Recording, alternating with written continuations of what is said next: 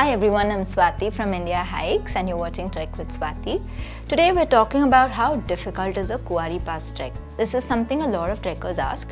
I noticed that Kuari Pass over the past 2-3 years has kind of risen in popularity like anything. So people are not so familiar with trekking, but they've heard of Kuari Pass. So that means a lot of beginners are attempting to trek to Kuari Pass, which is wonderful. So it is a trek that is good for beginners, but how difficult is it and what should you keep in mind? We'll find out in this video.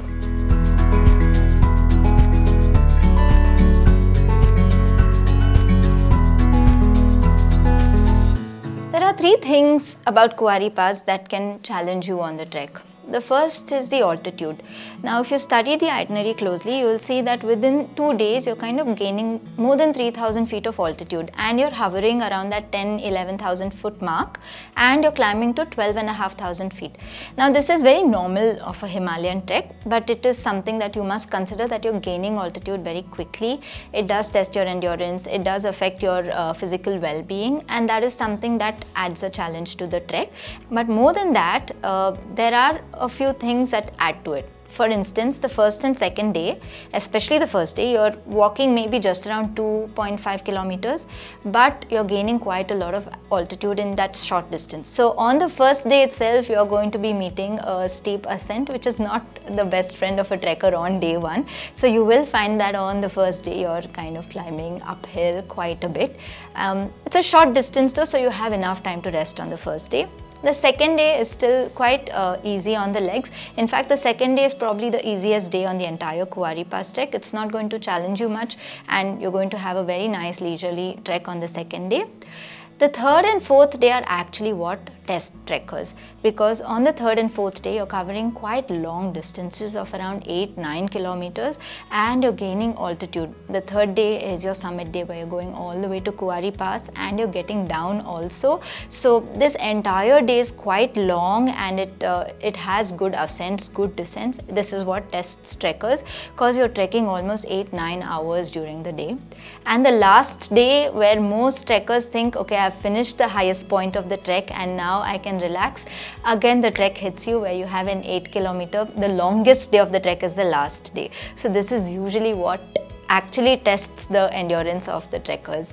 Now add to this a layer of snow and very cold temperatures. If you're going between December to end of March, then it becomes slightly more challenging.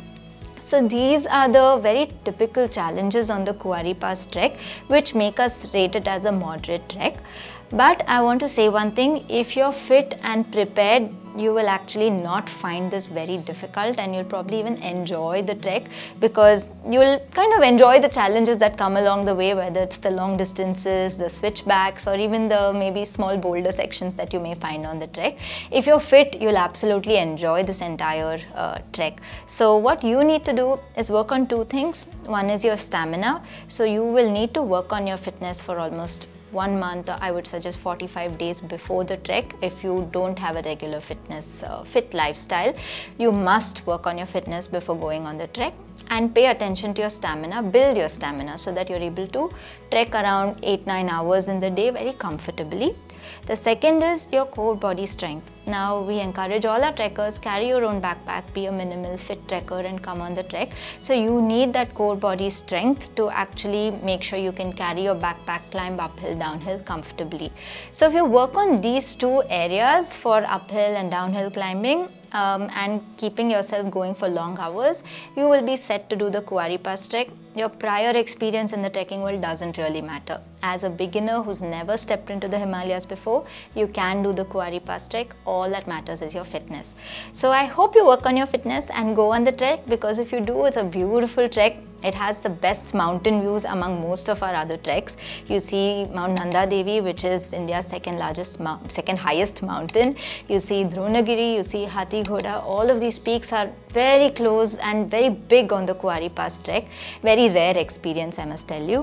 The forests and the meadows on this trek are also very beautiful, but you need the right fitness to enjoy your fit. So I hope this video helps you prepare for the trek. If you need some more like pushing on going on this trek, getting fit, watch the Why We Love Kuari Pass video. It'll give you a very nice picture of the entire trek and what you can expect. So that's all from me today about the difficulty of Kuari Pass. If you've already done the trek, I would love to know what other sections you found difficult. Other trekkers will also find a lot of help in that. So drop in a comment below. But we'll be back with more on Kuari Pass and all other treks soon. Thank you for watching.